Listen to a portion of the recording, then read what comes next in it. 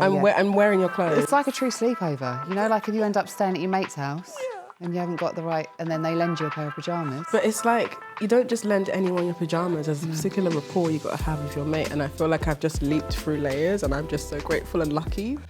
You're in the real friend zone. If I was a guy and I had one of those, like, you know how some men have like women's underwear kicks, I'll be like living right now, like, oh my God, I'm wearing Claira's Frenchies right now, yeah, fucking love it, yeah. I wonder if anyone has actually worn my underwear before. There's only one way to find out. Just got to ask around. Just got to ask around and see if it's happened. I'm Claira Hermit. This is In Bed with Claira. Welcome to another episode. We are back in the bed. We are comfy. And today we are joined by the incredible host of the Slumflower Hour, the author of Sunday Times bestsellers, What a Time to Be Alone, and The Pocket Power from the Slumflower. Joining me is Chadira! AKA the Slumflower. I forgot the AKA, I apologise. Okay. I was so excited then about getting through all of that and talking about obviously the bestsellers and etc. But we're here. We're in the bed. Finally. And we're excited. Claira got me in her bed. Not many men can say the same. No, I got you in my bed. And I got you out of your clothes and into my clothes as well. I'm wearing Claira's pyjamas. It's a win. I'm feeling very special right now, you know? Special. I know. And I didn't even send you any money and you're in my bed. Period. She's got the riz. I've got it. It's just like that. You know. I wanted to start off talking about the fact that you talk a lot about how women can be more empowered, more self-confident, and talk to them about knowing their self-worth, especially when it comes to their intimate relationships with men. What is the kind of thing that you wish all women knew? I wish all women knew that it's not just about knowing your worth, it's also about acting on it. There is a huge message out there that we should all know our worth and believe we deserve better. But sometimes I think it's easier to intellectualize self-worth than it is to put it into practice, because putting self-worth into action involves discipline, and discipline requires sacrifice. And sacrifice requires oftentimes giving up what you're familiar or comfortable with, because what we're usually familiar and comfortable with is oftentimes to our detriment. The things we have to give up to exercise discipline is men who are just not good for us. And I think sometimes we talk ourselves out of believing it was as bad as it actually was. You know, we tell ourselves, oh, I was just in the heat of the moment, I felt emotional and upset, and he did say he was sorry, so I forgive him, and the cycle continues. Or you make allocations for men who are not actually working that hard for your attention or for access to you, especially intimate access. And again, you tell yourself, oh, you know, it's not that bad and it could be worse. And I just think that what stops a lot of women from practicing that discipline of putting self-worth into action is the fear of being alone. And sometimes I think we fear being seen alone more than we actually fear the feeling of solitude. You've written a book called What a Time to Be Alone. And I'm single. I've been single for 5 years, and I've done a lot of stuff on my own. And I've traveled on my own. I go out on my own, and I'm really comfortable and happy in my own company. But when I talk about that online, I see people's kind of fear of being alone show up in so many different ways. Why are we so scared of being alone? I think we're so scared of being alone because when we observe the evolution of humanity, we are designed to be in groups, and companionship and community is integral to the human experience. But at the same time, where the fear of being alone is different for women and why it impacts women in a more dangerous way is that we take it to a further level of seeking love. And we are all fed this belief in some way or another that love will be the ultimate cherry on top. No, like it's just the deal is sealed, really. You've got it all. You're finally loved. You've been chosen. Someone has approved of you enough to marry you. And of course, that messaging is reinforced in the movies we watch, from Disney through to adult films and romantic comedies. Everything circles back to the theme of love. And when I was writing What a Time to Be Alone back in 2018, I was observing a world where the problems I'm still seeing were there back then. Problems being people around me feeling this sense of urgency to claim this love, and then when they claim the thing that resembles love to them, they still feel lonely anyway. And so you're met with this opportunity to decide, do I want to be alone? And in that solitude, I am committed to exploring myself, or do I want to be alone and in a partnership with someone who doesn't make any effort to learn me and love me? And so my work constantly carries that theme of encouraging women to find value in their own company, because it's not about pushing the propaganda that, oh, we don't need men and we don't need love.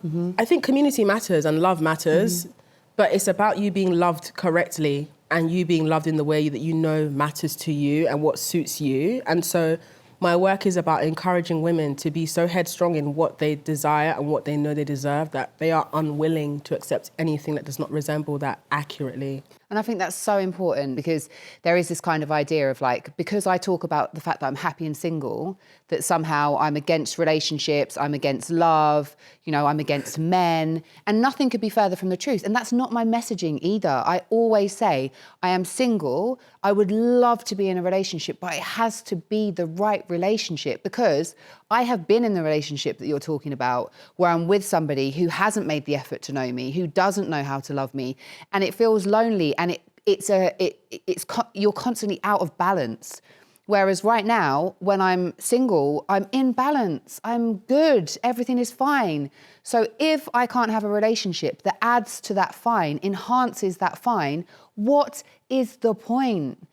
Because I have community with my friends, with my family, like with so many amazing people, that that intimate relationship has to be, it has to be great. Otherwise, what's the point? And you're not asking for that much, by the way. All you're saying is just match the energy that already exists in my life. And that's why I think it's so key for women to be in deep community with other women. I don't think it's just about only seeking out men who are going to be good for you. You need women in your life, because, you know, men will come and go. And that's not to make it negative, but the reality is men literally come and then they go.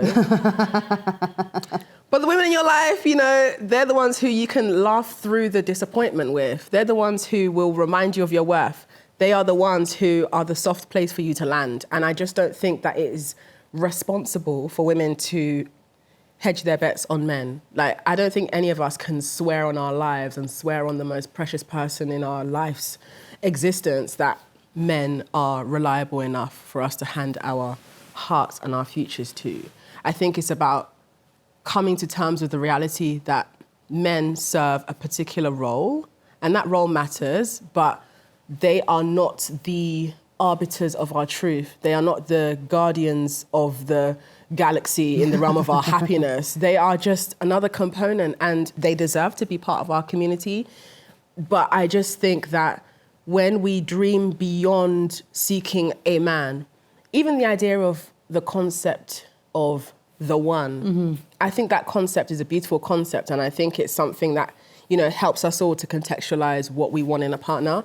But I try to dream beyond that, and I think, well, what about the 10? Because, you know, not saying that I'm going to have all 10 at once, choo-choo. Maybe. Unless it's, you know. But what I mean is, in this lifetime, if one man can love you, across your lifetime, you can find 10 other people who will love you just as intensely, if not more. And I think it's the whole idea of, God forbid something happens to the one, your one man, he's not around anymore, he's passed away, or he's passed on to the next stage of existence and not in this earth realm.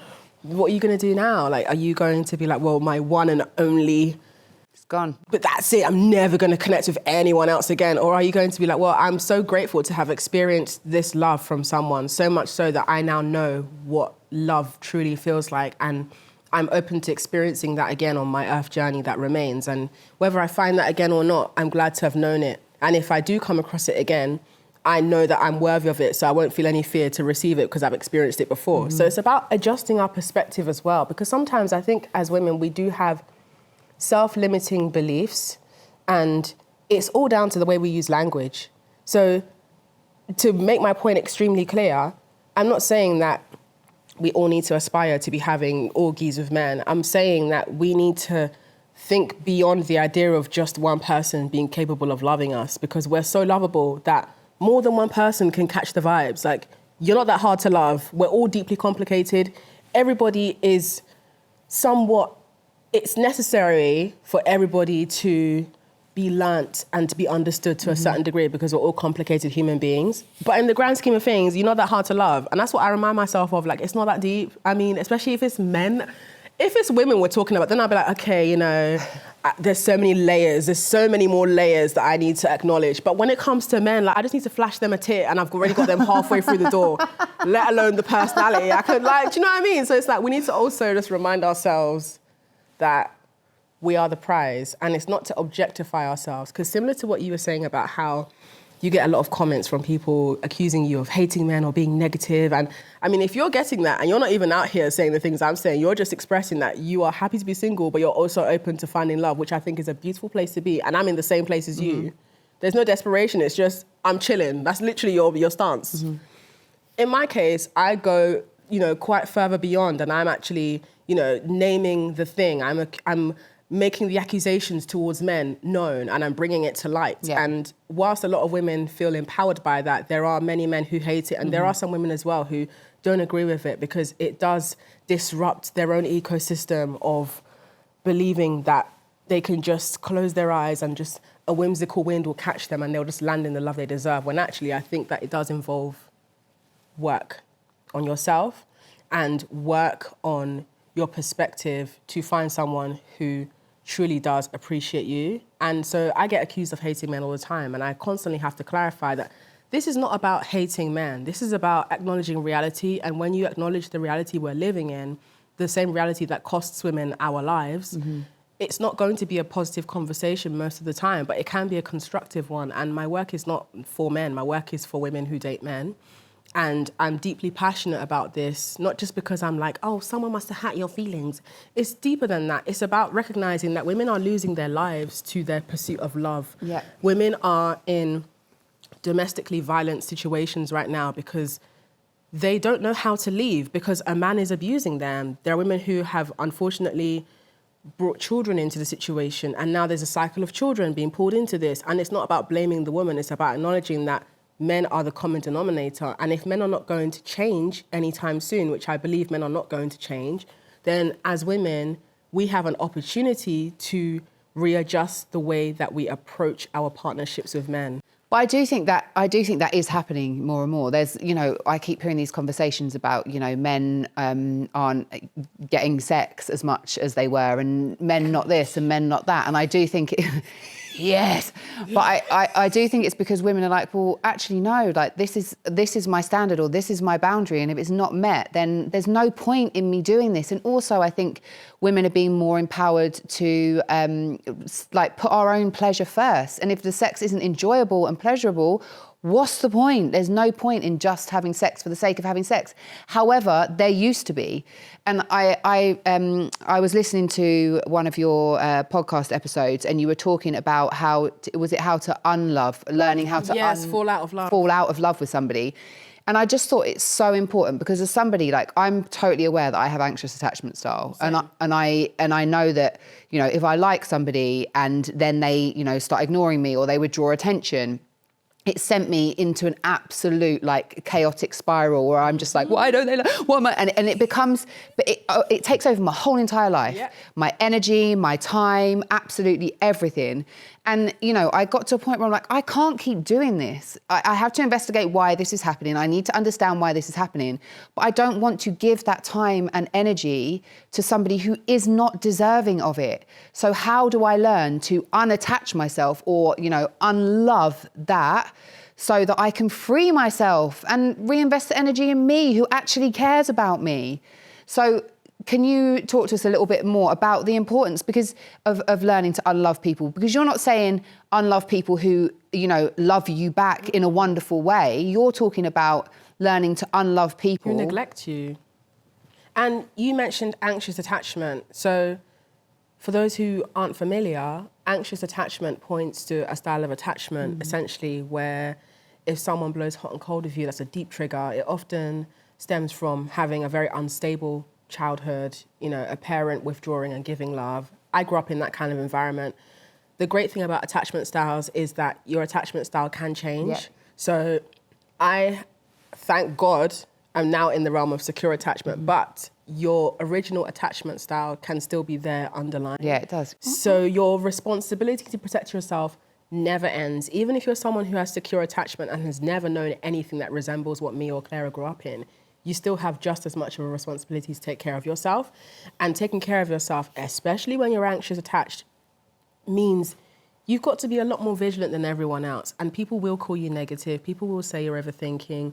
People will say, oh, you just got to just relax and, jump in with both feet. You can't do that if you're an anxious attached person, because oftentimes people who are anxious attached, usually we have an issue of impulsivity as well, being that there is this dopamine fix we get from jumping into a situation, and then, oftentimes than not, the person who's on the other end is usually the detached type of person. Avoidance, because those two, it's just like magnets. They're always going to find each other. And avoidant thrives with an anxious person because they get their supply from you being like, where are you? Why haven't you texted me? And then they feel like, oh my God, it's too much. And then when you finally just let them cool off, they're like, wait, where are you? Yeah. And then you love that attention when they finally, like when where you decide you're going to just cut contact and sit on your hands and just not talk to this guy. And then he's doing the same thing. And then finally he caves in and texts you, and it's like the rush that fills your body. It's like, yeah, I knew he was gonna come back, yeah, because there's no one like me. The reality is all these other options are ignoring him. Yeah. But when that happens, it's like it wipes the slate clean. It's like in that moment, you forget all the horrible things that he's done to you, the fact that he's ignored you, the fact he hasn't replied to your messages, the fact that you've told him exactly what you want and he still hasn't done it. And suddenly it's like he's the greatest person in the world all over again because he sent you a text after you haven't spoken for a whole entire week. Really, when you think about it, it's beyond ridiculous, because the bare minimum is just that if someone cares about you, they're going to make an effort. You're going to hear from them, right? And this is something that we can control. Like, I'm not saying we can control other people. I'm saying we can control the way that we perceive other people's behavior and what energy will allocate them. So you can train yourself out of having that Pavlovian response to a guy texting you. And it takes conscious work. You can't just read one book and then that's it. You've just like, woo, I'm no longer anxious, You're probably gonna, if you embark on a journey of divesting from your anxious attachment, you're probably going to have at least two more situations. To test it, it's like the training ground. Honestly, and I'm glad you mentioned that, because at this point in my life, men are a fun testing ground now.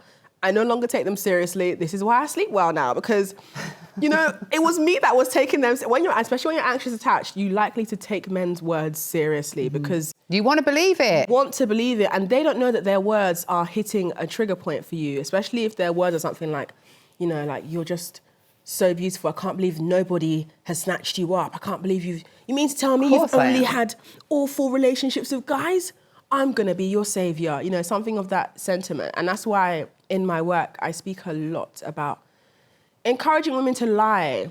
And it's not about, I'm not telling you to lie to the tax man, okay? There's a lie for everything. I'm saying stop telling men that the last 3 guys you were with absolutely ran the ringer around you, emotionally abused you, put you in this place where you're now just this broken bird with a feather hanging off. You've got to just lie and be like, I'm only used to men who are providers, or I'm only used to men who have taken care of me. I'm only used to men who are gentlemen. Whatever language that feels comfortable for you to say, that communicates clearly that you don't know what it feels like for a man to waste your time, even though that's all you've ever known. Because that man has no concept of whether that's true or not. All he knows is what you've told him. And in you saying that, because men are in this weird hypothetical competition with other men that has nothing to do with you. In you saying that your last guy was just amazing and it only ended because he moved far away for his job, he's now going to be like, wait, so there's no drama.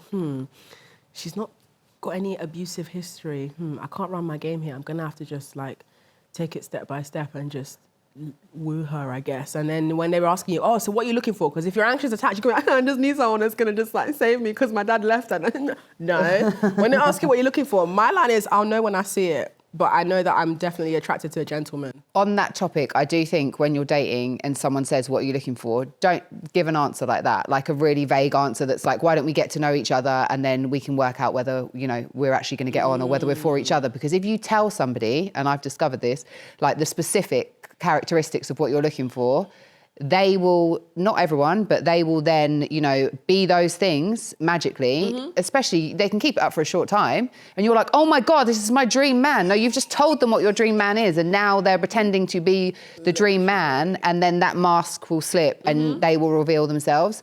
So I think it's really important not to give them the, you know, the handbook to how to, you know, woo you essentially and how to appeal to you. And when they are behaving like that dream man, what happens is for you to know whether they've got the stamina to hold this up, sometimes they're just going to drop off. And if you're anxious attached, you're going to be like, what's happened? And then what they want is for you to now seek them out because they want to see if you like them, if it's worked.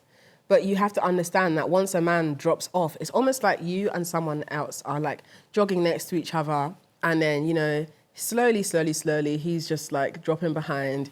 Babe, carry on jogging. Like, don't stop and be like, oh, you stopped jogging. Are you okay? No, just do your jog. Because the reality is, these men know what they're doing. And a lot of men, they don't actually have riz. They just use disappearing and reappearing. That's literally it.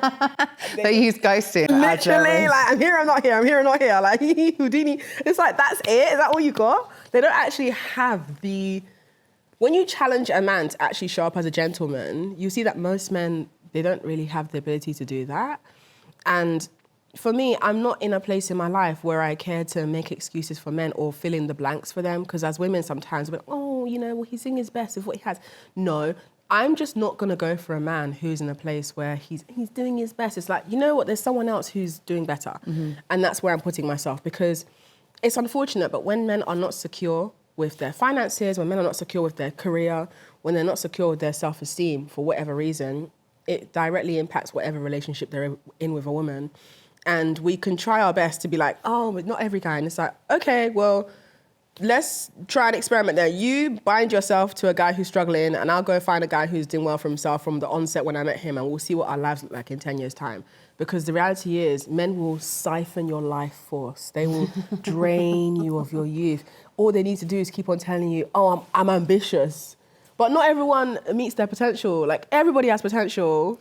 But there is that saying that's like, don't date someone for their potential, date them for where they are now. Like, and I think that works across the board. It's like, yes, it could be like career-wise, but it could also be like you see a potential in them. And I think that it's really important because I think often as women, what we're not doing is actually looking at the reality of who somebody is. We're looking at a version of them that we want them to be, projecting that onto them. And sometimes they haven't even told us that that's who they are.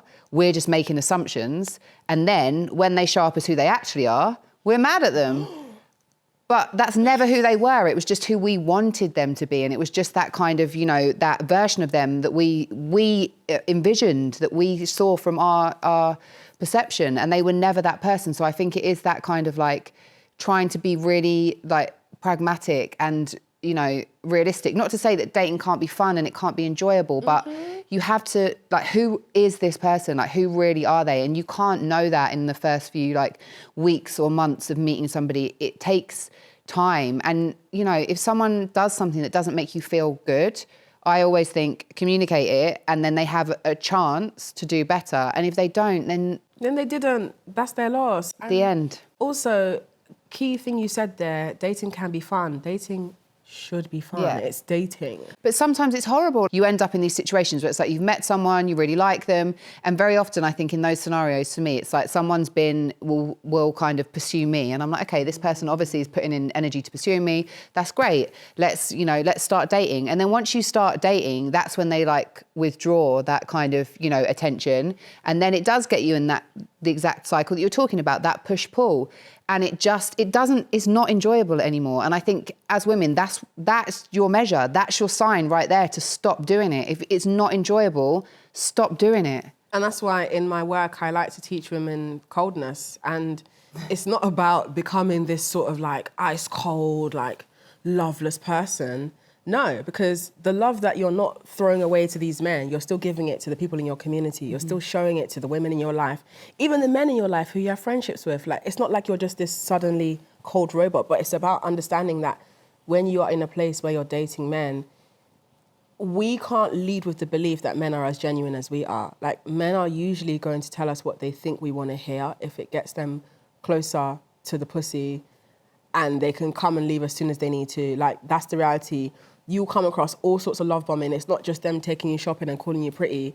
If you're in a career like mine and yours, you'll come across men who will dangle industry opportunities above your head, and they will dangle access, whether it's access to events or I'll connect you with this person. And sometimes they'll, start off with the process, and then when they notice that you're not flirting with them or you've not tripped over a wire and landed on their dick yet, they're going to be like, oh, that's happened to me so many times where guys have like come out of nowhere, oh, I love what you're doing, I'm going to connect you with this person. And I'm like, okay, I like to play the game with them. Oh, really? Okay.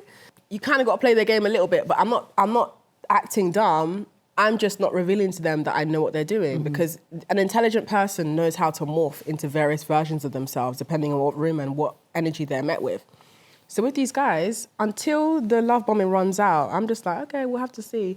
There's some guys who, all the fun stuff you can imagine, like, oh, I'm going to take you shopping. And yeah, and then we're going to go on nice dates. Done that. And then when they realize that I'm not going to sleep with them, all of that is withdrawn in a second. And I'm like, thank God I didn't catch any feeling. Thank God I didn't tell my friends about it. Because you know what? It's annoying. It's a jinx thing. When you like gloat about a guy to your friend, that's when he misbehaves. But also, thank God you didn't sleep with him, because it wasn't a genuine interest in you anyway. It was like, I'm doing this because I want to get to this point. It's not I'm doing this because I want to get to know you and I'm investing in you because I like you as a person. It's like, I'm doing this because I want to have sex with you. And I think they're very kind of different things. And you do find that out sometimes, and sometimes it can be shocking. And also, as I've discovered recently, sometimes it can be the guys who like to present themselves as like feminists and like girl, bye. I care about women. I don't even, those guys, the most they get from me is friendship now, or we can be on the same debate panel for fun. But dating a feminist guy, especially the ones who paint their nails and like they wear the rolled up beanie and the Carhartt waistcoat. STEM ones. Is that like their outfit code? Yeah. Their uniform? And this is the season for them. Everyone stay safe. So what I mean by these fake feminist guys is like, they're the ones who they've read bell hooks. They might have read a bit of Audre Lorde for some extra razzle dazzle. Whoop. They know the words. They know the language. The words. They might even have a Twitter account where they follow loads of academic feminists. They know the language, and they're the ones who gaslight you by being like, well, I believe in equality, so we're splitting the bill. And it's like, no, because if you was a real feminist, you'd believe in equity, and you believe that you have a duty to make my life easier, especially if I'm here spending my time with you when I could be somewhere else. I could be at home fucking washing my feet or something, not sat here with you giggling, and you're telling me that because you're a male feminist, we're going to split the bill. That doesn't work on me. And why I don't like the male feminist guys either is they're the ones who try and catch you in a debate about your standards. That's why I don't really believe in like telling men my standards anymore. Unless they're my friends and we're having banter, that's different. But men that I'm looking at from a potential view of dating, the way that I exude my standards is in just what I say yes to and what I say no to. Like, I'm not gonna be out here being like, I prefer a man who does X, Y, Z. Because for me, like, I genuinely resonate with men who are gentlemanly. I'm at a stage in my life now where like, I'm so over having sex for fun. Like, shit's not funny anymore now. Like, I'm having sex for the actual companionship and partnership with a man who is taking care of me. And that involves financial investment, that involves emotional investment, that involves investment from all the directions, because when women are in love with men, we give everything that we have. And so I expect the same and more. And if I'm not experiencing that, I'm genuinely happy to put the pussy away in storage for the next 10 years. It's not that deep. She's got a storage unit. Literally. Under lock and key. Because I think for a lot of women, what catches them slipping, one, it's the emotions, but two, it's the horniness. And I just think self-control, babe. Yeah, sexual discipline. I wanted to ask you about this because I think it's important to understand what sexual discipline is, what it looks like, and why, why you think it's important for women. Because I've heard you talk about this before, and I think it's really interesting. What does sexual discipline mean? Sexual discipline, in my definition, is the ability to not be governed by your horniness, because sometimes what happens is we can justify going to that guy's house because you're ovulating and you're just like, I already know him, I've already slept with him, he did get me a flower one time. Not flowers, it was a rose. Sexual self-discipline as well. I think it comes down to being able to see beyond your immediate desires, because look, I'm still a human being. Like, if a good-looking guy's in front of me, I can acknowledge that he's good looking. I might even give him a little giggle if he makes a joke because he's good looking. But am I going to sleep with him because he's good looking? No. I'm probably going to sleep with him because he's treated me like a gentleman and he's made me feel the way that I expect for a man to make me feel if he wants to be inside my knickers. But the reality is, I think sexual self-discipline comes down to being able to separate your sexual urges from the life you want for yourself and being able to understand that your urges are not a bad thing. You're a human being. You're going to have urges, but you don't have to act on every urge, just like how we get impulsive thoughts all the time. Sometimes I've had a random impulse to just like, I don't know, I'm walking down the street and I want to slide tackle someone, but I'm not going to do it because that's not good. And you might get arrested. I might get... Come and have to bail you out. Right. I do not promote slide tackling strangers in the street. But what I'm saying is it's not every impulse we must act on. And to take it further, this is where it gets difficult for some women because not every woman is comfortable with like self-touching and having sex with yourself. You know, not every woman's in a living environment where there's the space or comfort to do that. But I think that's part of the problem though. Like if you don't have a sexual relationship with yourself, sometimes I think that you're putting too much power in men's hands because you're like, someone has to give me an orgasm now because I can't give one to myself. And it's like, maybe you haven't found a toy for you. Maybe you haven't found a technique for you. Maybe you just haven't found a way to see yourself in a way that men see you. Because again, if you flash one tit, he's gonna have a boner. So if you have that power over someone, then you need to see yourself as that the power you have should be part of what arouses you when you look at yourself. Yeah. And so this is how I am. Like, I'm still attracted to men, but I'm more attracted to myself. I mean, like, obviously, it's your opinion, it's how you approach things. But what if, you know, for example, I'm a woman and I just enjoy having sex with men and I can go and do that and I don't want anything more from them. I just want to have sex with them. I'm not looking for a relationship or... I have friends who do that and they do it in the way that if I was that sexually inclined, I would be doing it that way, where they're only having sex with men who are like, girl, one of my friends, like, every other week, she's got a new wig. And I'm like, girl, I know that wig ain't cheap. Like, somebody bought that wig for her. And it's not that, like, it's like paper sex. Like, it's not sex work. Yeah. It's that she just knows what makes her feel more enticed around men. And the men that she mingles with, who she's having sex with, they just know how to treat a lady. Men actually do know that women like money. Men do know that women like gifts. They know that, but they want to dangle it. It's the ones who don't have enough money or who don't have enough of a... comfort in their masculinity who want to kind of gatekeep gifting women. But the men who are comfortable, they do that. So for me, it's like, if I was in a place in my life where I was having more casual sex, it would only be with men who are genuinely improving my life. Like, I'm not having casual sex and I'm still casually paying my own rent. That's not casual and I'm just not doing that. I think two things can be true at once. Like, you can still be a horny individual and enjoy sex and enjoy the other things that come with it, because this opens up the conversation of like, friends with benefits. Are you saying then that like that sex is, well, it is an exchange anyway, like it's an energetic exchange, yeah, right? and men benefit from sex. I would go as far as saying that men benefit more from sex than women do. I'm not saying men enjoy sex more, I'm saying they benefit more, and that's why they're also desperate. If you notice, there's like a disparity in desperation in our society. Like I said, flash a tit, a man's gonna have a boner. But if a man flashes his dick up, you're gonna run for your life because ill. So it goes to show then that like there's something that men get out of having sex with women that we cannot quantify because we're not living in our experience as men.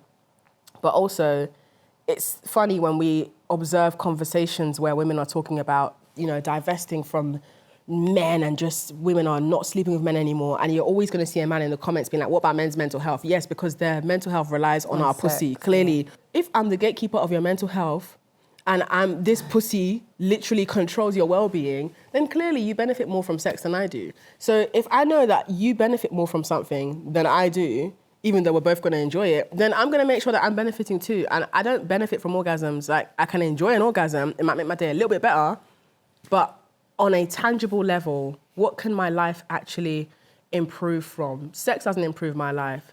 Bills paid, that massively improves my life. Not having to pay for a gym membership for a year because someone else has gifted it to me, massive improvement to my life. Plus I get to enjoy an orgasm, great, sign me up. But outside of that, I think we also need to remind ourselves as well that when we're engaging in things like friends with benefits, for example, we need to be, again, mindful of language. Okay, friends, you're fucking your homie. Okay, interesting territory. Benefits. What is the benefit for you and what's the benefit for him? Because the reality is, like I said, men benefit more from sex than women do. His whole life improves because women are giving him pussy. What about you? What are you going to get out of this? Because the same orgasm you're going to get from him, you probably can get one that's going to last 30 seconds longer by yourself.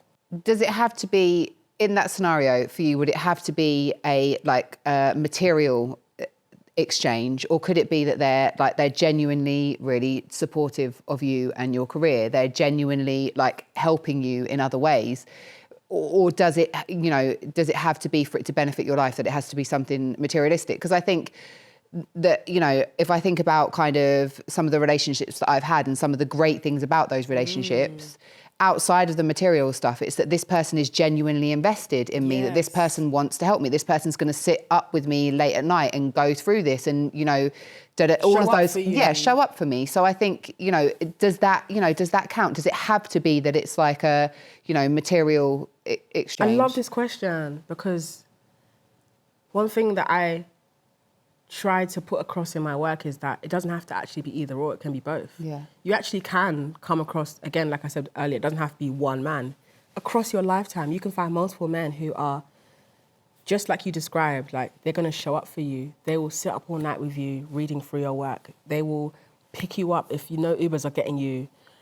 And they can also still invest in you financially. Like, you can actually have both. And I want for women to envision a reality for themselves where there are no limitations, because again, the conversation I'm having of both things being able to exist, it's not even that much to ask for, because what we expect of men is so little that we, to some degree, and I've had to work myself out of this line of thinking, at some point we all will feel this sense of like, is it possible to have it all? That's not even all though. Yeah. That's not it all.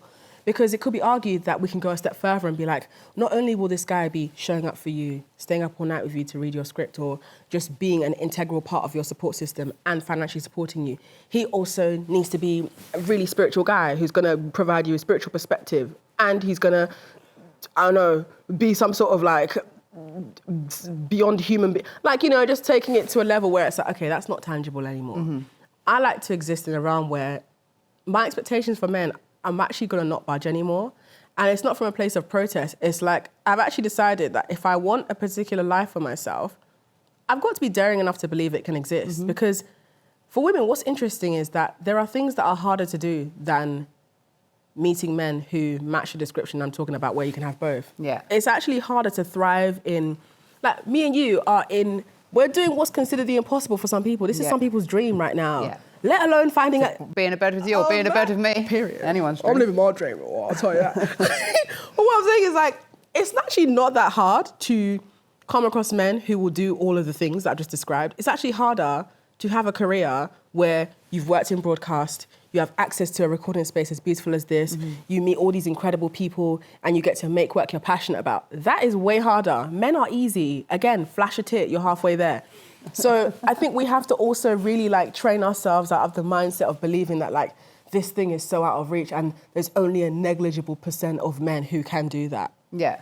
Why is it that, because some people will be like, well, why should you feel that you're entitled to materialistic stuff or money from men just because you're a woman? And you mentioned earlier, going out for dinner with someone and them talking about splitting the bill and calling themselves feminist. But if you're a feminist and you want equality, then it should be. How do you rebuttal that? My rebuttal is, if you can't do it, another man can. Because I only date men who, it's not even a conversation. Sometimes when the bill comes, I'm daydreaming, I'm just looking at my phone, didn't even know the bill was there. So I don't put myself in a position where I have that issue. And I think it's because sometimes, we, again, self-limiting beliefs. We keep ourselves in this arena of thought where we think that as feminists, we need to be so benevolent towards men, so much so that we have to be easy on them, even though they want to sleep with us. That man is only being nice to you and courting you because he's counting down the days before he can finally get you in a place where he can sleep with you. It's not because he just thinks, oh, you're just this amazing, I really want to be your friend, really, really want to hang out with you all the time. He's just trying to do and I'm not even offended by that. My thing is, I'm an attractive woman So when you're an attractive woman, people will be attracted to you. And when men are attracted to you, oftentimes it means they want to sleep with you. I'm not offended by you wanting to sleep with me. It's about how you're going to go about it. That's where we may or may not have issues. And so for me, when it comes to that rebuttal of like, well, entitlement, men feel entitled to pussy all the time. So much so that they harass women, whether it's in the street asking us to smile more, or men making lewd comments about our bodies in our place of work because they want to see us more nude or they want to see us wearing something more scanty. Men feel entitled to sex, so much so that on a dating app, they're going to be asking you about sex. So if men feel like it's okay to ask me for sex, I feel like it's very okay to ask them for money. And even in asking men for money, it's not even like I'm going around, please, can I have some money? It's like, no, I expect that as a gentleman who I've given my attention to, based on what I have observed in him, by the time I'm going to the stage of giving a man my attention in a flirty and romantic manner, I've already assessed that he's my type. So there is no issue of like, oh, he's going to think I'm entitled. It's like, I don't even have to ask him for anything. He's suggested it. Like, I've been in situations where the guy just suggests it, and I'm like, oh, he read my mind. There we go. We're moving closer now. You know, we're getting there. Hopefully this good behavior carries on. But for me, it's like, I don't even bother with men who just can't afford to meet my standards. And it's not because, oh, I hate poor men. It's like, no, I know what kind of life I deserve, and quality of life for me matters as a woman, and I'm not going to put myself in a position where I'm going to be struggling just as much as I am or more than I am, just so I can have a man to warm my bed. It's like, no, that's what heated blankets are for, 1. 2. And hot water bottles. Or get an animal, not a man, but an animal, like a dog, a cat, you know? Yeah, an animal that's not going to fucking tell you that, oh, you gained weight. Like, your dog ain't going to tell you gained weight. Your dog is not going to tell you. Unconditional love from a dog. Period, thank you. That's why I say dog is a man's best friend. So for me, it's like, again, it comes down to really rearranging what you've been taught about love, rearranging what you've been taught about men, and using everything you know to come to a decision of, well, if I'm going to be dealing with men who are already insufferable as they are, and we can't lie, men aren't like, people, and not all men, okay, but it's still always a man. Anyway, if we can all agree that men are insufferable to a certain degree, what's going to make it worth it for you? And for every woman, that'll be a different answer. So I know what will make it worth it for me. And that's bills paid, lavish lifestyle. Because the reality is, when you have sex with a man, that means you get pregnant, especially if you're barebacking. Now, if you like a guy a lot, bareback becomes a prospect. And I know what I'm like, okay? So I know how to talk myself into barebacking, right? So if I know that there's a chance I'm going to get pregnant, and when I Google surrogacy and I see how much they're paying people to be a surrogate, you're looking at 40k to 60k in the UK. That's £40,000 to £60,000, if not more, to carry a stranger's child. So if a stranger can be paid that much to be pregnant, then me being pregnant, I need that too, because that means pregnancy clearly is a valuable experience. So much so people will pay thousands for it. So if I'm going to put myself in a position where I'm likely to catch a fucking nut, then listen, I need a house in my name, properties. And that shit sounds so unrealistic to a lot of people, and I get it. But sometimes this is what dreaming big looks like. And I'm saying this now, in 10 years' time, we'll look back on this podcast and I'll be like, told you. I also think it's okay for people, not because someone's dream might not be that, right? Exactly. Like that, but you're talking about this is what you want, this is your dream, but you're also saying, I guess, as women, that we can take, I guess, like the rules and apply them to what we want. So, you know, even if what we want looks different, we can still take the same rules that you're talking about and apply them to the way that we approach Exactly. It's about creating non-negotiables, because like, I think across the board, whether you want to be with a man who is financially generous or not, unconditional respect for you is a non-negotiable. Yeah. A man who is prepared to take on house labor, that should be a non-negotiable, because women are forced into those positions anyway while being expected to have children. I'm not doing that. And that's not me saying I'm going to have a house husband. It's no. If you don't want to take up tidy in the house, then, you know, you've got enough money to pay for cleaning service. Do that. I'm just not going to put myself in a position of depletion. And so, again, it comes down to, as women, it's not about grandiosity and wanting to be with a billionaire. Because it's like, for me, I don't even care for a billionaire. Like, a man doesn't have to be a billionaire for me to have the lifestyle that I'd enjoy with him. But it's about what are his characteristics that are integral to his personality. because that's different to a man having characteristics that he only brings out because he wants to sleep with you. If a man already is generous, so much so that you see it happening in the lives of people around him, like this is just how he is, this is the reputation he's got, then you know that you can actually relax into loving this man because this is who he is. But if a man is only generous because he's trying to sleep with you and other people have a side-eye perspective of him, because when that love bombing runs out, you see the real him, that's different. So again, it comes down to your non-negotiables and paying attention to a man's character, not how he treats you when he's horny. Because when men are horny, they're saying yes to everything. They will agree to being a feminist. They will agree that, yes, all men are bad indeed, I agree. They're just hoping that you do whatever you can to just quickly remove your bra because they just want to sleep with you. And then when that's done, that's when you see the real them. The true colours. That's why I believe in waiting it out. And it comes back to the conversation of self-control, sexual self-discipline. We gain more when we don't act as fast on our urges, because one feeling I hate is the, fuck it, man, shouldn't have slept with him. That's so annoying. Yeah. Because it's a really annoying feeling. It's very embarrassing. And now I love the feeling of, thank God I didn't sleep with him because I was almost there. Oh, you almost had me. You almost got me. As a woman growing up, there's fairy tales and Disney movies and all of that kind of stuff. And there is this real emphasis put on the importance of having a, romantic relationship with a man and making sure that's a big box that we've got to tick off on the list of successful life, right? And as women, and I know I've certainly done it, I've invested, become almost like tunnel vision, so much so that other areas of my life either have suffered or I haven't even explored them. I don't even know what they are or what they mean to me or how great they could be or how fulfilling they could be because I'm centering the importance of having a relationship, making it, so important to me. And with that comes, all of these things of if you work on yourself, then, then you'll attract someone who's, more aligned to you. And whilst I do believe that, I also think, like you said earlier, you're worthy of being loved as you are now in the way that you want to be. So I think that's the first important thing to say. And also, I've done a fucking shit ton of work on myself. I know I'd be great in a relationship. I still don't have one. So, Yes, because men are not working on themselves. The next step then is this kind of I'm going to manifest my dream man.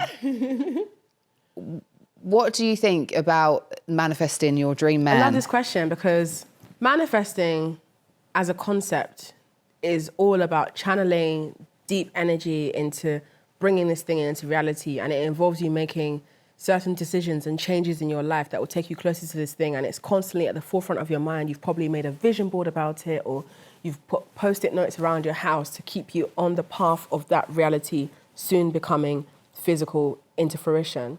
As I get older and I visit the concept of manifestation in the topic of men, I'm in two minds because sometimes I'm like, do men even deserve that much energy to be manifesting a man, sitting in a ring of candle, oh, manifest.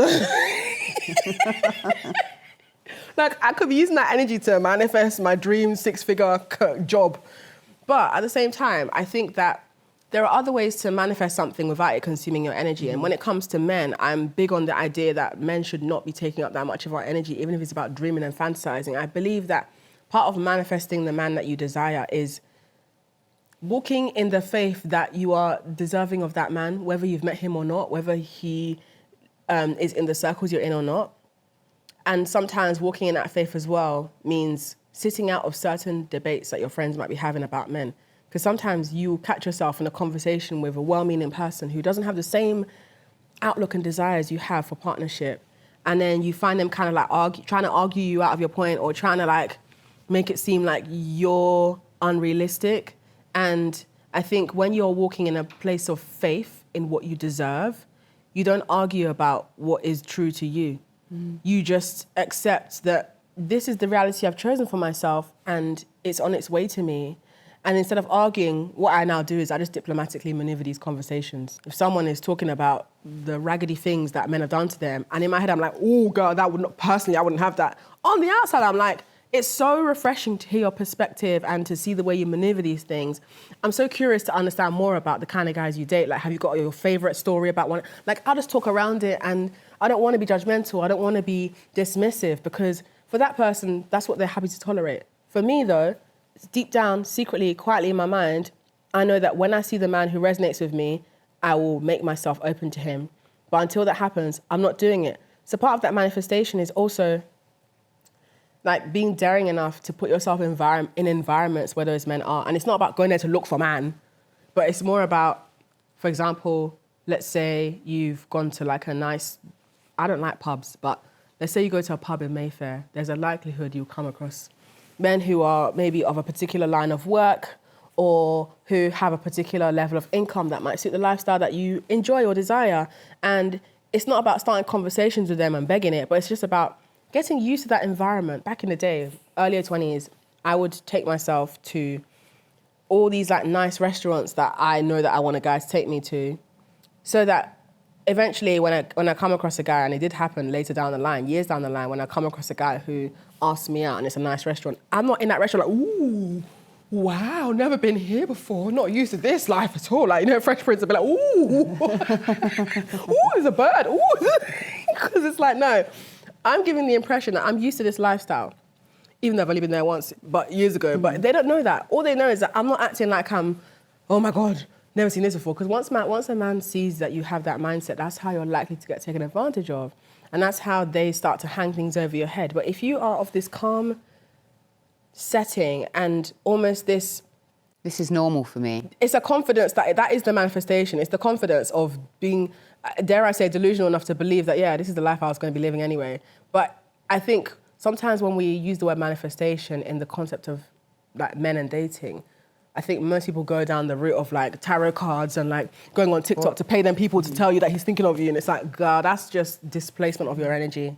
I think it's really important to, like, if you are in a space where you're looking for a relationship or you're looking for a certain type of person, to be really clear about what that is. Like, I definitely have like a list of characteristics. It's not about things or anything like that. It's about, you know, personality traits. It's about characteristics that are important to me, that are my non-negotiables, so that I'm well aware of those. I also think, you know, and as you were talking about that like when you do meet people, part of the manifestation process is saying no to the ones who aren't it. Because every time you say, this is what I want, but then you're in a situation where you accept what isn't what you want, you're basically, your actions aren't matching your desire. If you look at manifestation, essentially, surely you're going to be blocking your desire from arriving. If you say, this is what I want, you have to be willing to walk in the energy and power and action of what you want. And that does mean, you know, saying no to people. And like, I'll hold my hands up. I still, you know, like slip up. I still like kind of make mistakes in that area, but I don't think they are mistakes. For me, it's about learning. And I think one of the things that I like find so fascinating about you, like if I'm really honest, is that you're like 10 years younger than me and you've reached like the place that you're at. And whether or not like I agree with every single thing that you say, it doesn't matter. Like my admiration for you and the fact that you are so empowered in what you want is inspiring to me, right? And I think that that's something as women that sometimes we not devalue, but it's like, I'm inspired by people who are younger than me. I'm inspired by people who are older than me. And I love women. And as I've got older, I realise how important it is to hear that from other women and to see how that shows up in other women's lives. But I make those slip-ups and I use them as lessons. And it's like you were saying earlier, yeah, this particular situation, it's now going to be about internal introspection. This is how this triggers me in this way. This makes me feel like this. This makes me feel like that. This makes me... Whereas before, it used to be just like this overflow of like emotion, which I would then give to a man and expect them to make it better. And so I've just gone on a mad tangent. It makes sense though. But yeah, I think it's like that kind of idea when it comes to, you know, to manifestation, being able to say no to the things that that don't align with what you want. Yes, and I think that's the hardest part of manifestation, saying no to what you don't want if all that's available to you is what you don't want. Yeah. Especially if you like, you know, you go to a party and there's loads of guys there, you know, all the guys who've come to speak to you through the night, they're just what you don't want. And all your friends look like they're having a good time. They're going to leave with a guy or they're entertaining another guy, but your friends don't have the same standards as you, and that's okay for them. But for me, it's like, yeah, I'm very used to, again, there's nobody pinging off my phone, dry phone. And it's not because I'm not beautiful. It's not because I'm not attractive. It's because I'm not making myself available to what I don't want. And I think as women, part of the discipline is, learning to evolve beyond the desire to have attention. Yeah. Not all attention is useful attention. I think as well, it's about really recognizing that if you become too addicted to the attention, again, that man has got control over you. And once a man has control over you and he knows he's got that control, he's going to use confusion to maintain that control. And that's how they pull away and then they pull back in and they pull away and they pull back in. Do you think that men are always consciously aware of that? Or do you think that it is a subconscious thing for them as well? Because I think a lot of guys haven't done that work on themselves to even understand why they might be doing that. Or because it also, I think it's like, for a lot of us, you know, like sex for me certainly used to be like something to get me high, something to make me feel good. I was using it as a crutch. So it wasn't alcohol, it wasn't drugs, it was sex for me. Like that's what I did. It made me feel better. And then ultimately afterwards you get the low and you feel like crap. So, you know, I guess with guys who aren't emotionally aware, a lot of them, because they haven't been, you know, that doesn't exist for them and they haven't got the tools to do that there are these ways in which they're acting that they're not even aware of. Because I know that I have acted in ways that until I went, hold on a second, why? And started to ask those questions that I'm not aware. I'm sure some of them are very conscious of the fact that they can do this and it's like, yeah, I get exactly what I'm doing. But I wonder for some of them if it's just like, it's not even in their awareness because they're not at that level of understanding. This makes me think of the saying, a monkey knows which tree to climb, meaning that whilst we can debate, like, do men know, do men not know, there's certain things like a man is just not going to say to his mother because he knows there's going to be a consequence for that. Even if he's high off his eyeballs, there's still going to be a boundary to some degree that his subconscious will kick into gear. And why I say that is sometimes I think that we as women, because we're so deeply understanding and empathetic, we make excuses for men, and men benefit from those excuses. You know, men benefit from us thinking they don't know what they're doing. But I like to remind myself of that saying, a monkey knows which tree to climb. For example, right, a guy could be talking to 3 women at the same time. One woman is the one who, like, that's sort of his friends of benefit, quick shag, whatever. They have that mutual agreement, it works for them. Another woman in his contacts is the one who he kind of like breadcrumbs her attention here and there. Like if he's feeling like he needs an ego boost, he'll sort of message her, ask you what you're doing, and then not reply when she replies to him. And then there'll be another woman in his contacts who, that's the one who, he always starts the conversation first with her. Like he sort of thinks a little bit more about what he's doing when he's talking to her because she seems a little bit hard to read, or there's something about her that he kind of want, again, a lot of it is from a place of wanting to exert control, but he doesn't really know how to go about it. So it's intriguing and he finds her attractive and maybe he hasn't slept with her yet. So there's like one man behaving 3 different ways to 3 different women. And I'm not saying that, like, you know, every single man is evil intentioned when he's being neglectful. It's that they're being selfish and they're doing it because they know they'll get away with it. Like, a man's only going to do what has worked for him in the past. And that's why I'm big on believing that it's actually freeing to recognize that it's actually not about you, the way a man treats you. Yeah, you might have given him access more than he deserved, but the reality is, like, he's not ghosting you and being neglectful because I'm out to get you and you, Claira, I'm gonna get you. It's more just because, like, the 5 girls before him who he found just as beautiful as he finds you, they behaved in the same way. And that's why I believe that as women, if we want exceptional treatment, we can't just assume that we're gonna be the exception in a man's life because we're pretty. It's like, men are attracted to us for various reasons that we may never know. There are some men who, no matter how beautiful you are, they like you because they like feet. Literally, there are some men who, no matter how beautiful you are, how smart you are, they like you because they really like your breasts. They just got a thing for that. Or some men, no matter how beautiful and nuanced and dynamic you are, they like you because you remind them of their primary school teacher. And so I say all that to say, a man's desire for you it's not about you. So that is actually what keeps me grounded, because when a man is horny for me and wants to sleep with me, or he's, you know, acting very aroused, I'm not taking that from a place of, wow, I'm just so beautiful. My tits are so nice that he's horny. It's like, no, he's horny because he likes women. And that, for me, is very grounding. That helps me a lot because, you know... It could be anyone. It could be any of us who fucking want he is. But so it's not about discrediting the fact that we are beautiful as women, but it's about recognizing that if a man likes you, there is something that he sees in you that he might benefit from, and we may never know that, or we might find it out along the way. Same way, if a man starts behaving in a way that is so opposite to how he got you, It's because he's probably not getting the satisfaction of the control he wanted over you, or there's another girl. And my thing is like, look, I just think on the concept of we all think we're the exception. Mm-hmm. If you're going to genuinely go down the line of thinking you're the exception, you're going to need to behave exceptionally, i.e. you're going to have to be what he's never seen in his life. And that's where I come in, because I'm like, I'm about to be the wickedness you've never seen in your life.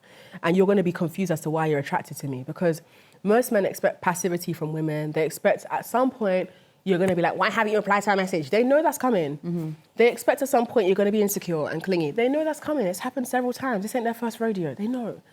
But if you're acting different, where, you know, you're very chilled out, you're not acting insecure because they haven't texted you, their mind is going to, oh my gosh, she's talking to another guy who's probably raising her up better than I am. That's where their minds go. And I might not be talking to another guy. I'm probably just petting my dog or petting my cat. My cat. But the reality is, like, men don't do well with us giving them too much attention. And I know it's so shit, because it's like, when you love someone, you want to just be smothered in the elixir of their energy, just wrapped in, blah, blah, blah, blah. But that's not how men are. Like, men don't love like women do. And that's one of the hardest things, I think, for women to accept. Women who date men, I think that's one of the hardest things to accept, that just because you pour your all into a man, it doesn't mean you're going to get it back. And it's always the women who pour more into men. They're the ones who are more resentful when it ends. And they're the ones who can't accept that it's over, because they're like, I did this, I did that, I did this, I did that, and then he's I have felt that way. Oh my God. Like, I don't talk about all these things from a place of just, oh, one day I just downloaded knowledge from the gods. No, it's because... Been there, done that. Been there, done that, worn the T-shirt, tie-dyed it, turned into a crop top, sold it on eBay. Done it, babe. I've been the pick-me girl. I've been the girl who's the friends with benefits girl, where the only benefit I got was a guy telling me I'm pretty and nothing inside me. Been there, done that. I have lived many lives in this body, and now I'm living in the life where I'm like, okay, with all of the lived experience I have accrued, I have nothing to show for it but insecurities that were not mine to begin with. And now that I've worked my way past those insecurities and I've seen men for what they are, that's why my perspective comes across really cold and very mechanical and, dare I say, materialistic, because I've come to see men for the essence of what they are. And I've had to have a conversation with myself, like I touched on earlier, where I said, what's going to make it worth it for me to deal with men? Because the reality is, even if I have the man who I described that is my, not ideal per se, but the man that I'm willing to open myself up to, he's still a man. He's probably going to cheat. He's probably going to do X, Y, Z. And I have come to a place where, oh, I know how to get him back when that happens. Like, I'm one step ahead always. And some people might argue, well, that sounds like a very restless place to be, like constantly thinking, what's he going to do next? It's like, well, I'm not constantly thinking. I just know how to punish men when they try me. And it's not the punishment of flogging them, because some of them are into flogging, so that's punishment. But the punishment is, you're not seeing me, I'm thin air, gone. You're not seeing me again. I'm not going to give you the announcement. I'm not going to send you no paragraphs. Maybe, depending on how things happen, I might let you know that I'm leaving, but it will not be a 12-line paragraph. It'll be maybe 3 lines or 4 if you're really, really lucky. And it's about the ability to walk away. That's what men value, your ability to walk away from him. No matter how much that man matches your ultimate standard, if you can walk away from him, you're still the queen, you're still the prize. And that, for me, is the ultimate crux of my mindset, is that even, because there have been times when, I'm not going to lie, I've come across men who I've been a bit like, oh, caught me slipping. Ah! Like, there was one time, there was this guy, that classic, and this is where I learned that I'm not going to musicians again. I learned this lesson way too late in my 20s. This was literally like, what, last year or something? End of last year. Classic. Musician, tall, good looking, like stereotypically good looking. Like, what could possibly go wrong? Who knows? I was giving him attention, he was giving me attention. And then he started doing the ghosting thing, and and then I felt it. Like, I found myself, you know, when you can just tell just from how they text you that it's happening. You know? Yeah. You just hear the bad music playing, like, oh no, he's losing interest. Am I not special? And I went through that whole, and I was like, wait a minute, I know better than this, but it can still happen to you if you get attached to a fantasy associated with that man, because that man represented the things that I like in a man. Yeah. Everything I've described in this conversation, he was all of that. But I was attached to the fantasy of what could happen in 2 years' time. And the version of him that he isn't. Right. He didn't show me that version of him. All he showed me was that he's got curly hair. Yeah. And I was That's won it. I'm over. in. Got curly hair, that's all it took. And it wasn't bad. I'm not gonna lie, like I felt embarrassed. Not because he didn't devalue me, he didn't cuss me out, but you know, even the way I handled it, I mean, I did block him, which was emotional. But, you know, I'd rather block a man than he thinks he has access to me. That's his own conversation in itself. But where I'm going with this anecdote is that I left that situation feeling like this is exactly how I don't want to feel. This, whatever this is, where a man comes into your life and you see him as the prize and you see him as the person you need to start adjusting yourself for, and like, I hope he thinks I'm funny, I hope he thinks I'm smart, I hope he thinks I'm pretty, and it's like, no, he's supposed to be hoping that I think he's interesting. He's supposed to be hoping that I am wooed by his gentlemanly tendencies that he has not even shown me. And so from that singular experience, I learned, you know what, yeah, I am actually not doing this again. Like, now, if I come across a good-looking musician, which I've done many a time since then, I just keep it very neutral and friendly. Like, you're not getting me again. Like, and it's not from a place of like, oh, I'm so scorned and I'm so bitter that I'm not going to let love in. It's like, no, I'm letting love in if it's actually love. I'm not letting flattery in for the sake of flattery. I'm not letting ego boost in for the sake of ego boost, because women, we have egos too, and we love a good ego boost. And that's why love bombing works on us, because it's massaging our egos. But you have to rise above that and recognize things for what they are. If he's a good-looking man and he's sexy and he's a musician and you're attracted to him, chances are there are 10 other women who feel the same way about him. What are you going to do about that? Are you going to entertain him and maybe keep him in a corner and see how things go, which is what I would now do in future, rather than hedging all my bets on him and being like, yeah, fantasizing about being his love interest in the music video. You did that. Embarrassed. You did that. I live to tell the story, Claira. Embarrassing. Fine, we've all been there. You're a dominatrix, and when I think of the word dominatrix, the thing that comes to mind is like leather and whips and chains. What is it for you? For me, and I would still consider myself a baby dom, meaning that I'm still very early on in my dominatrix journey. The curiosity began in like 2020, but I didn't actually act on it till like 2022-ish, late 2022. For me, like, defining what a dominatrix is, it's just a woman who holds power and enjoys interacting with men who want to worship that power. And we're daring enough to use phrases like worship and power. And these are words that in the vanilla civilian world, it's seen as like, oh my God, like worship? Are you a god? You're not a god, you're a human being. You better mind yourself. But this is just the language we use. Worship looks like sometimes foot worship, where a guy will just like, you know, and again, this is one thing that has taught me, it's not about you when a guy likes you. Like, these men will come up to you and they'll be like, can I worship your feet, goddess? And they'll be, I kid you not, they'll be, even the Crocs, your Crocs that are on the floor, there are men who will see your Crocs, just because your feet have been in it, they want to kiss the Crocs.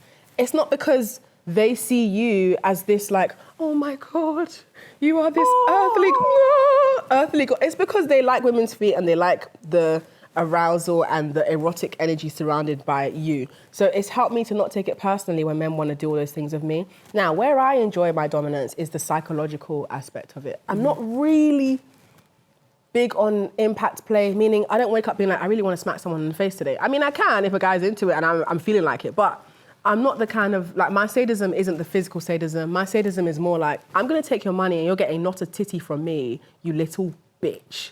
And for me, it feels very healing. Yeah. To talk to men in that way, because after all the things they've done to women, I think they deserve to get bitched around and have their money taken, and it's all consensual. Like, I'm not robbing men. I'm not out here slide tackling men in the street. Like, no, it has to be mutually agreed upon, and a man needs to have his own boundaries, because a man who has zero boundaries is not a safe person to engage in that kind of play with.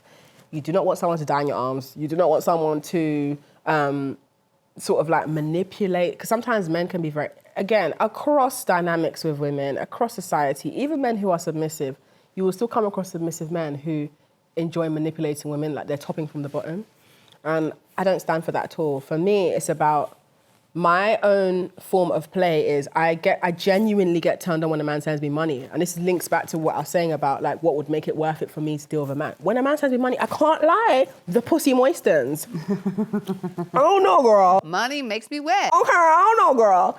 Or when a man takes me shopping, I enjoy that feeling. And it's not because I'm this like, oh, materialistic bozo. It's like, I'm a very intelligent woman. I just know what I like. And I just know that when a man spends money on me or when a man sends me money and I get to use that money to make my life easier, that is a good feeling. And it's even better that the man, I don't even say thank you, I say good boy. And they love when I call them a good, men love being called a good boy, girl. Men love being called a good boy. Dominatrix or not, just plain and simple, men enjoy the feeling of being called a good boy. Next time I go to the coffee shop and I'm like, can I have a matcha latte? And then they bring it to the table, I'll say, good boy.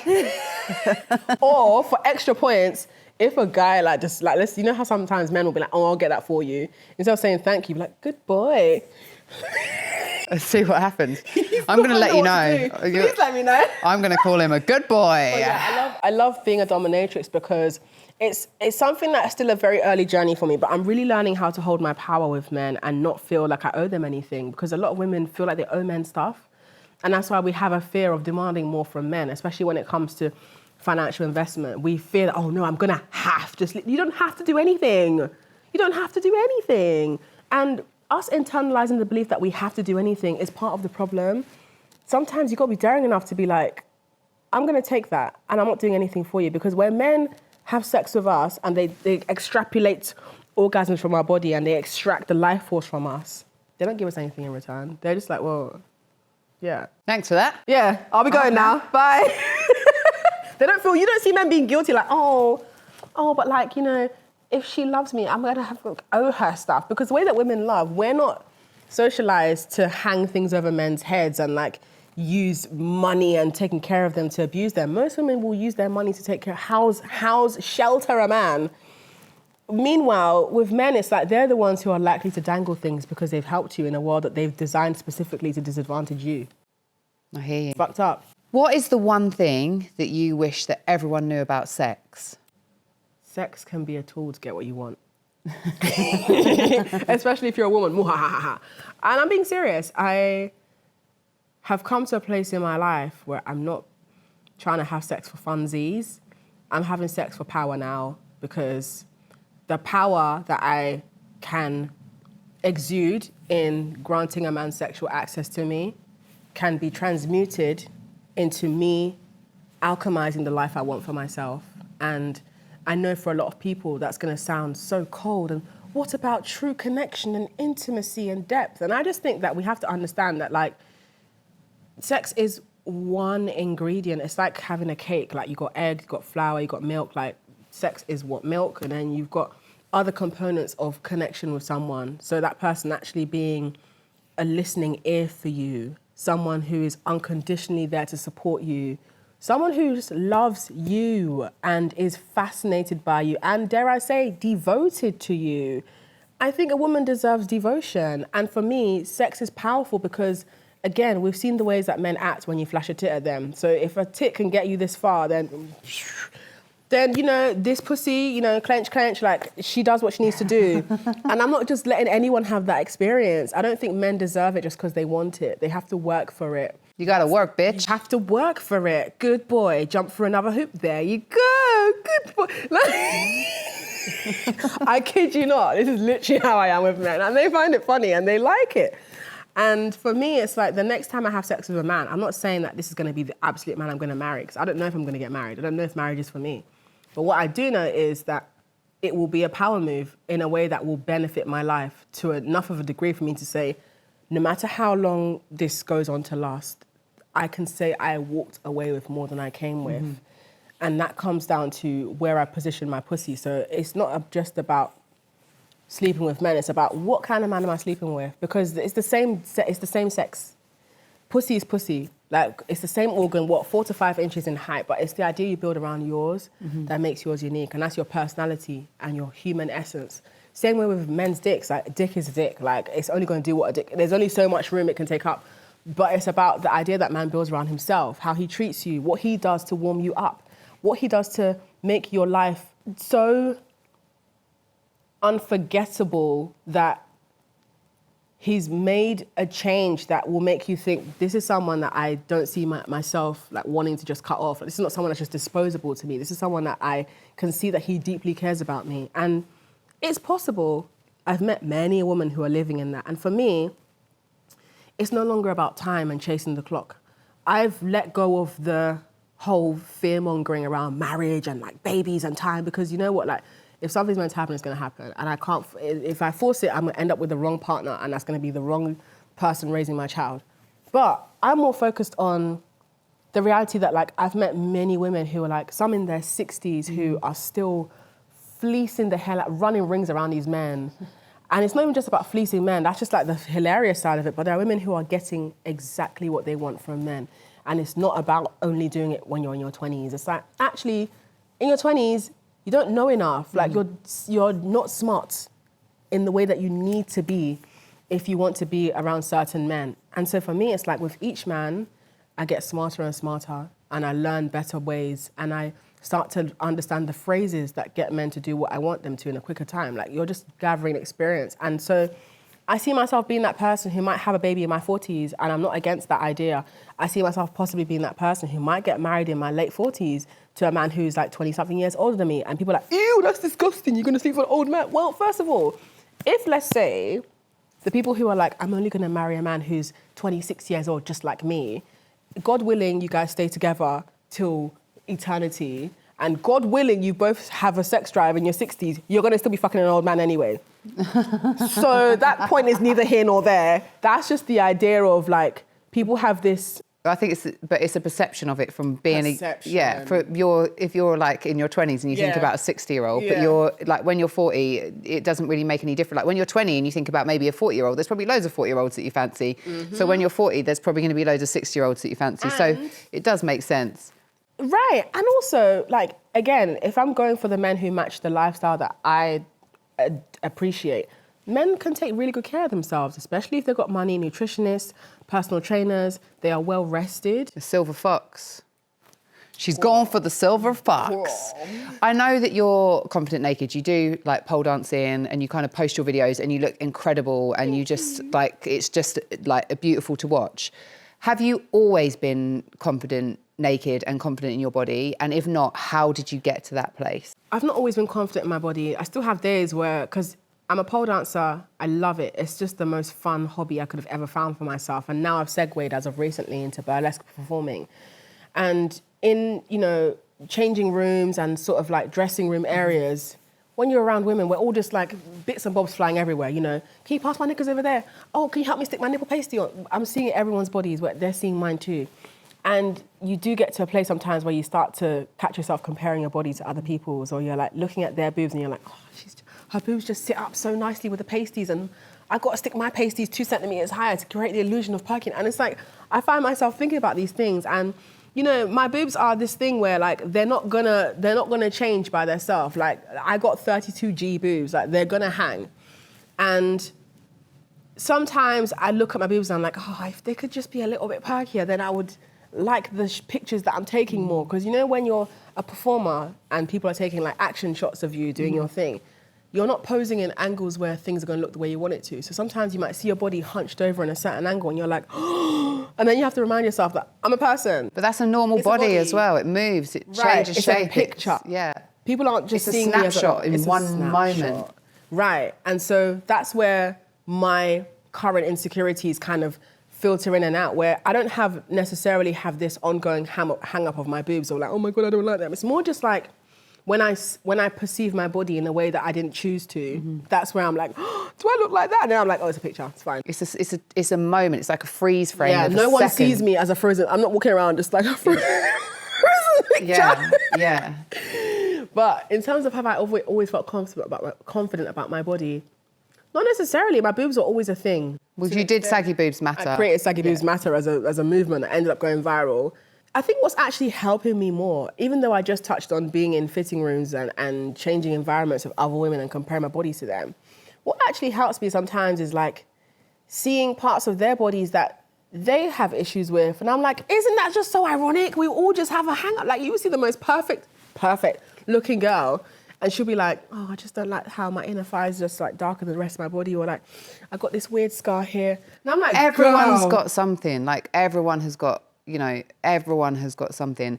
I also think there is something quite nice about being around like other normal naked bodies or bodies of different shapes, different sizes, you know, different abilities, like all of those things that then, you know, rather than just seeing the aesthetic that we see all the time in movies and in the media and that we've grown up with, this massive pressure, it's like when you're just around normal bodies doing normal things, it really is like, it's quite cathartic. It's just like, it's just a body. Like, it doesn't have to be sexual. It's just a body, and it's a flesh suit that you wear that allows you to do all the things that you get to do in this life, and it's actually okay. It's just so okay. And that sentiment of it's so okay, I get reminded of that when I come across, again, lucky for me, I'm around all kinds of bodies and age groups in burlesque. I come across women who are like much older than both of us, and they're still burlesque performers doing their thing, and like, you know, their husbands are in love with them. And I'm like, this is so cool. Like, there is no deadline for you to be beautiful. And I see women like in their 60s getting married, and I'm like, goals, honey. Like, yeah, girl, like, pussy's still gripping. She's still got a personality. She's still a human being. She's still lovable. Like, she's a person. Yeah. If we can acknowledge that, like, oh, men are lovable in their 60s and we can call them silver fox, then so are women too. And I just think those insecurities just don't do us any favours. They only make it easier for men to take advantage of us. That's what I remind myself of. When I catch myself being like, oh, I don't like this, and I'm like, who benefits when I hate myself? Because I know it's not me. And then I remind myself that, like, you don't even have to be a Amazonian bombshell, inconceivable, almost AI-looking supermodel for a man to love you. Like, you just need to be who you are, not accept bullshit from men, and you will find your way. But in that process, you need to live a life that you're enjoying. Yeah. Rather than just waiting for the one to find you in your track. Oh, yeah, you've got to go out into the world on your own and do shit that you enjoy. Stop, I think, just stop looking for, you know, stop desperately trying to search for somebody. Go and enjoy your life. And I think that's when you're most likely to find the kind of love that you're looking for. And like you said, you know, I think it's absolutely bonkers that there are 8 billion people on this planet and that we all think that we're going to meet the right person by a certain age and this and this is going to happen. Some of us are going to meet people in our 20s. Some of us are going to meet people in our 30s. Some of us, it might be 40s or 50s, 60s, 70s. As long as you know, like you said, that it's possible and you stay open to that, it will happen. It just might not happen when, you know, in the time frame that society deems as, you know, the tick box. But fuck it, it can't happen like that for all of us. It's just not possible. It don't make any sense. And also, it's a crazy notion. Right? And I'm also big on the belief that you really need to like be committed to just enjoying your life while you're still here, because God forbid something happens to you and you're not here anymore and you spent all that time just like waiting for someone to love you rather than just living. Because the thing is, when you're living a life that you actually really love living, it's easier for you to walk away from what's not meant for you. That's true, yeah, because you can go back to a life that you love. You're not missing out. Yeah, you're not going, oh, there's this massive gaping hole. Could it be you? Could it be you? Could it be you? It's like, no, my life is really great. Do you want to join me in this greatness? No, okay, I'll carry on my great path. Honestly, and it's a quick process. It's not a matter of like, are you sure? It's like, can you do it or not? No? Yes, right, off I go. Next. I go. We've spoken about obviously the fact that you're in this place now where it's like, right, you know, sex for me, I'm not doing it for fun anymore. But there has been a time in your life when, you know, you were doing that. What's the most embarrassing thing that's ever happened to you in bed? In bed? Ooh. Oh, this is so awkward to say. I've never said this out loud before. This must have happened to someone else. So if this has happened to you, please just like make it known so I feel validated. But one time, so I was having sex with a guy who was wearing a condom, and then he sort of like came out of me, but the condom was still inside me. It was just dangling. So this is so awkward. It was dangling? Yeah. You got to put it out? Yeah. Or did you have to go in search of it? No, it was like dangling, so I had to just... And then just go like that. Well, you're lucky. I've had it where it's got lost. Got A&E? No, not A&E. I've had to go in there, have a little... Scavenge, and then deep sea dive. Pull it out. Find the Titanic, not the Titanic, no. Yeah, literally. And then you're like, oh, that didn't do its job, did it? Oh, I feel sick. How long ago did that happen? You know, as well, because you don't also know when it came off, like, and then got to go dive in for fun. So that's, you know. Yeah, it's That's not the fun. most flattering thing because it's not the most sexy thing to be like hunched over and he's like trying to help. I'm like, no! Yeah, you're like, get away from me. You can't see this. Or sometimes it's just like, you're going to have to help me here. Like, I can't get it. It's going to be a two-man Put your job. scuba suit on. Let's Going go. in. Going in. It's going to be, and it's the least sexy thing as well. It's like, oh, I like hunched over, Yeah, do you know what I mean? trying to like It's dig like- around in your own Right, because vulva. it's like they're not entering you to be like, this is sexy. They're like literally Going. Digging around. Oh. Is that it? No, that's not it. Hold on. I'll just What's keep that going. then? I don't know. Get back in. There's something else in there, just pulling things out. Oh dear. Oh dear. feel seen. You know, the thing is, I do think that the thing about sex is it is embarrassing. It can be funny, and we have to humanise it. Like, it's not always going to be sexy. Like It's in the just, movies. it's just not. What's the wildest thing you've ever done in bed? Ooh, wildest thing I've ever done. Oh my God. But I think this is my secret weapon. I've not had a chance in a long time to try it out because I don't really sleep with men anymore. But the wildest thing I did was I blindfolded a guy and then I was sucking his nipple and giving him a baby oil hand job at the same time. And he nutted in like, I kid you not, like 5 minutes. Wow. There's something for you It's to a try, technique. guys. All right, it's a technique. What, the hand job technique? Yeah, it's like you kind of have to like, as your hand is going up to like the head of it, you've Yeah. got to tighten your hand, Yeah. tighten your clench. Yeah. And then as you're going down, keep the clench tight and then release again. Yeah. It almost feels like as something is sucking his, it's hard to explain the science, but that seems to work. It And works. honestly, and they kind of like it, but then they're annoyed because I didn't suck their dick. Yeah. It's like, but you're done. It's finished. It's I'm over. an assassin, I've got you. It was lights out in 5 minutes. I didn't even have to put my mouth on you. Just some baby She's oil and worked it out. blindfold. She's Yeah. worked it out. What is your best advice for being good in bed? My best advice for being good in bed is you have to really learn how to use tease and denial to your benefit.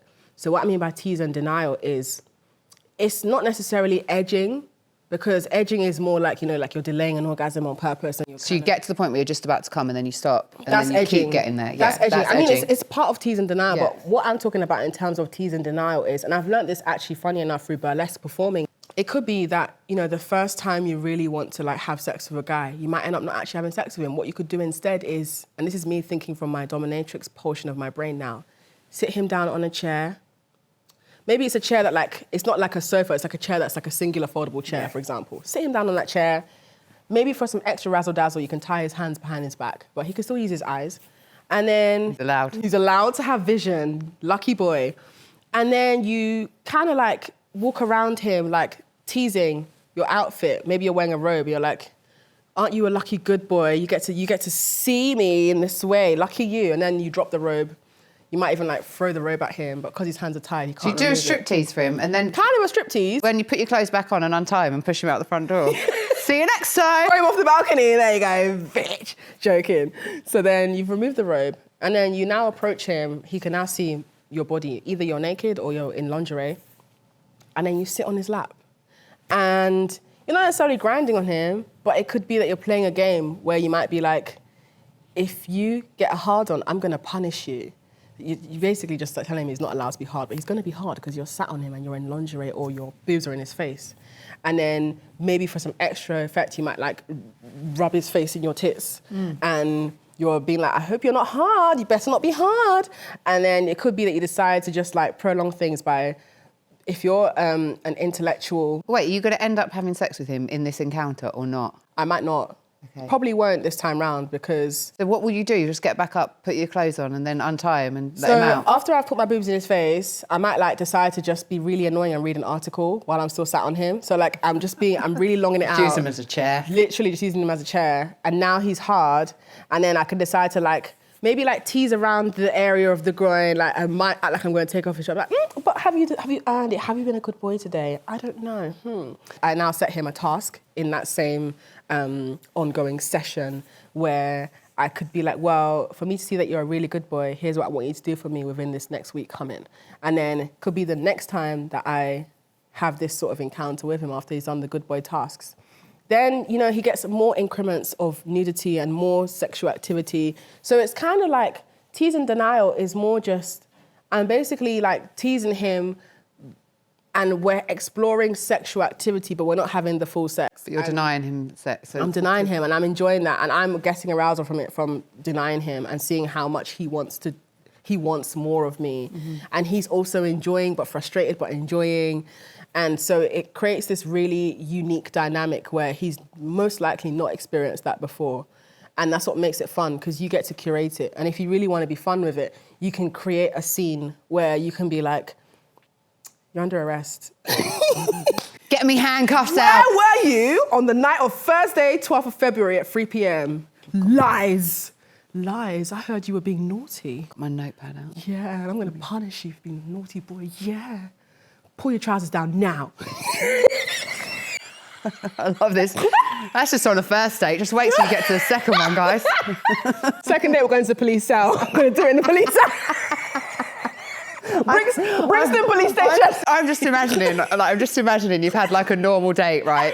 And it's just like normally, you know, like say I go on a normal date and then, you know, the guy is like, drops me off, maybe I might say, oh, do you want to come in for a coffee or whatever? And as soon as they walk in the door, suddenly I turn into PC Hermit and I'm like, what were you doing on the 12th of July, 1990? You are under arrest. Sit down. I'm going to stop and search you. I'm going to stop and search you. Just turn into... What's that you're hiding there?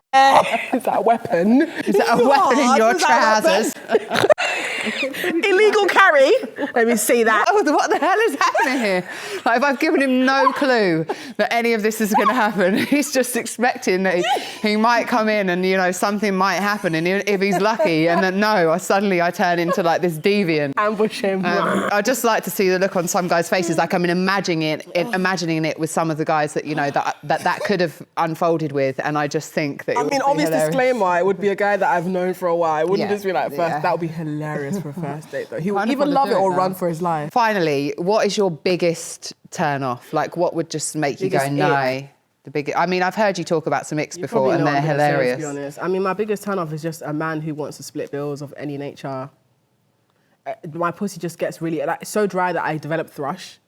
Like, I feel itchy and I just want to put a rake inside myself and just get all the flakes of itchiness out, because how could you be so ungentleman? You want to fuck me, but you don't even want to make me feel good. Gross. Ugh, boo. Ick, ick, ick. You've deducted yourself 50 points on site. No license. Taken away. Gone. Bye. Nothing to say to you anymore. Quickly, have you ever faked an orgasm? Yes, I have. In my earlier days of not knowing how to advocate for myself as a younger woman, I felt like it was somewhat safer. Like, there's this thing, and I've spoken to a few women about it. I don't know where to identify the line here of, like, consent and bodily autonomy. So what I'm going to say is that, you know, when you're like in doggy with a guy, right? Mm-hmm. And for whatever reason, just with that guy, it happens to be just really uncomfortable, but you know he's about to finish. Mm-hmm. And you're like, just 10 more strokes and he'll be done. I just know it. So you feel like it's almost like you don't want to make him stop because he's going to finish anyway. But for 10 more strokes, you're just enduring discomfort because you kind of don't want to ruin the vibe. You want him to enjoy it, but you're not enjoying it, but you know it's going to be over anyway. So you don't stop it. You don't say anything. You kind of pretend you're enjoying it. If anything, you exaggerate your enjoyment to hopefully get him over and done with. Mm-hmm. I don't know what that is called, but I've done that. And it's really uncomfortable physically, and it's mentally uncomfortable because I feel like I'm betraying myself in that moment. And it's not sexual assault. It's not rape, because I know that you're consenting to it, right? Like you're acting that way. Yes, and I'm giving him clear body language and audible expressions that show that I'm enjoying this. He has no reason to think I'm not enjoying it because I'm saying all the things that is making him hopefully like get more excited and hopefully be done.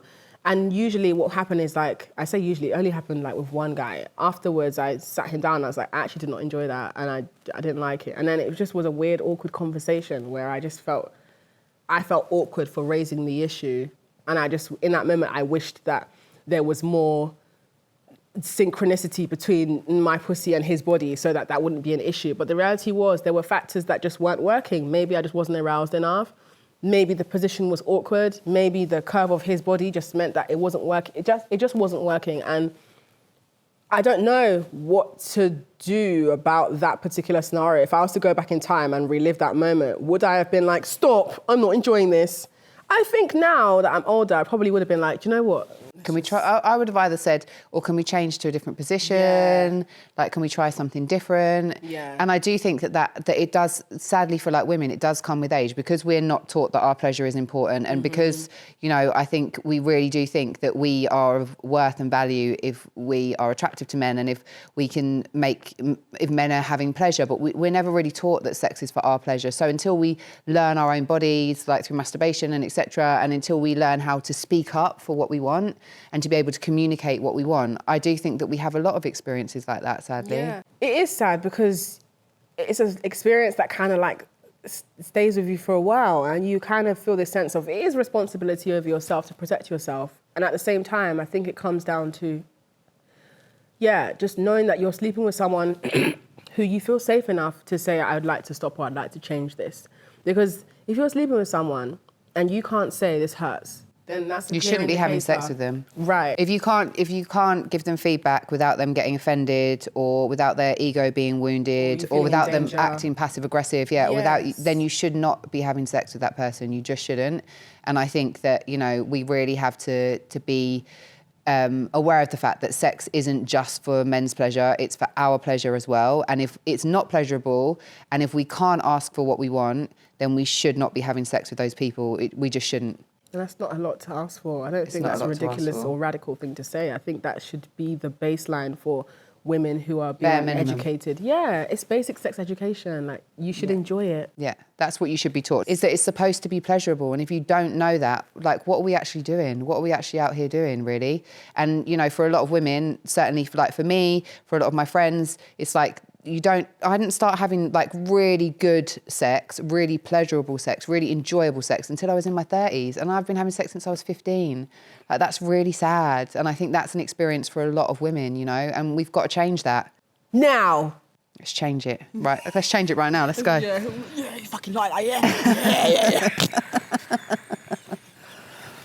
Thanks for being here. It's been one of the best. Thanks for having me in your bed. Now. Yeah, that was so good. Yeah. Round two? Round two. Yeah. Tie me up. Let's go down the station.